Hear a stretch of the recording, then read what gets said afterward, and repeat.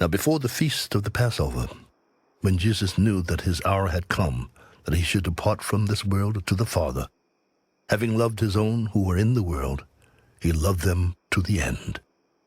And supper being ended, the devil having already put it into the heart of Judas Iscariot, Simon's son, to betray him, Jesus, knowing that the Father had given all things into his hands, and that he had come from God and was going to God, rose from supper and laid aside his garments, took a towel and girded himself. After that, he poured water into a basin and began to wash the disciples' feet and to wipe them with the towel with which he was girded. Then he came to Simon Peter, and Peter said to him, Lord, are you washing my feet? What I am doing, you do not understand now, but you will know after this. You shall never wash my feet. If I do not wash you, you have no part with me. Lord, not my feet only, but also my hands and my head. He who is bathed needs only to wash his feet, but is completely clean. And you are clean, but not all of you. for he knew who would betray him. You are not all clean. So when he had washed their feet, taken his garments and sat down again, he said to them, Do you know what I have done to you?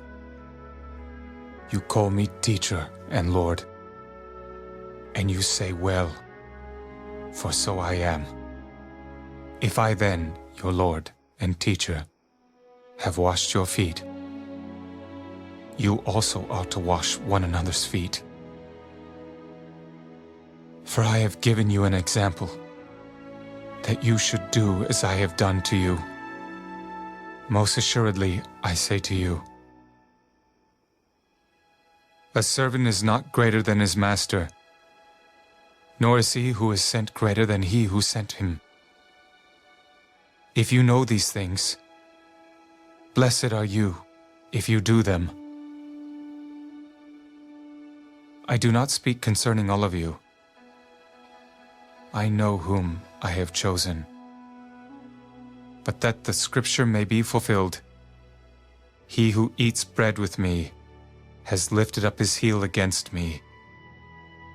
Now I tell you before it comes, that when it does come to pass, you may believe that I am he.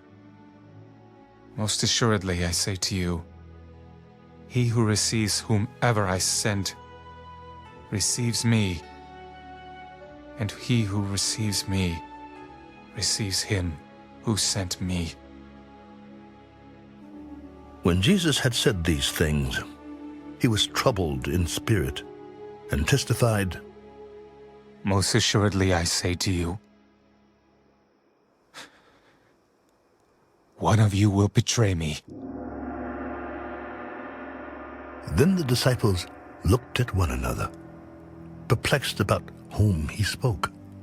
Now there was leaning on Jesus' bosom one of his disciples, whom Jesus loved. Simon Peter therefore motioned to him to ask who it was of whom he spoke. Then, leaning back on Jesus' breast, he said to him, Lord, who is it? It is he to whom I shall give a piece of bread when I have dipped it. And having dipped the bread, he gave it to Judas Iscariot, the son of Simon. Now after the piece of bread, Satan entered him. What you do quickly. But no one at the table knew for what reason he said this to him. For some thought, because Judas had the money box that Jesus had said to him, buy those things we need for the feast, or that he should give something to the poor. Having received the piece of bread, he then went out immediately, and it was night.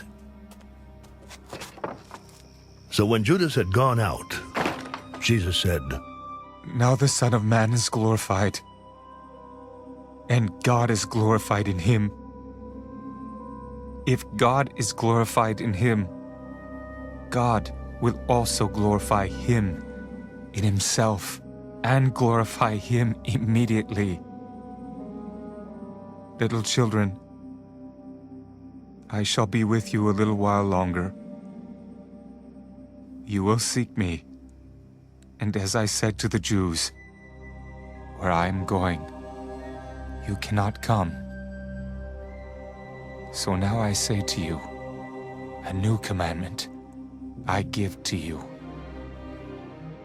that you love one another, as I have loved you, that you also love one another. By this, all will know that you are my disciples, if you have love for one another. Simon Peter said to him, Lord, where are you going? Where I am going, you cannot follow me now, but you shall follow me afterward. Lord, why can I not follow you now? I will lay down my life for your sake. Will you lay down your life for my sake?